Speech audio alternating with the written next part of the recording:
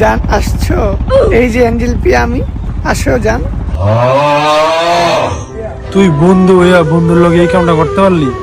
দিন শেষে কিন্তু এই বন্ধুই তোর কাছে আইব, আর এই বন্ধুর মনটা নষ্ট করলি। একটা হৃদয়ের আশা আইছিলাম, ভাঙিয়ে দিলি। আরে বল হুন, আরে বেটা আমি কি বেমানি করছি? তুই বেটা ডাবল বেমানি করছিস আমার লগে। তুই অ্যাঞ্জেল পিয়া ভাই সব ভুলে গেছস।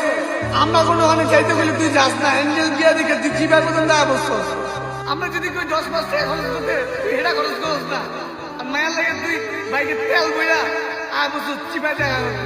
তুই বেটা এই বাইক দিয়ে আইলে মায়ের কোনো পাত্তা দিব বেটা? এই বাইক যেই পরিমাণ তেল খায় তুই জানিস বেটা? ভালো লাগে আপন, আর মায়ের থেকে দূরে থাক। আর বাইকটা পাল্টা, তুই যেমন আস তোর বাইকটা এমন আস।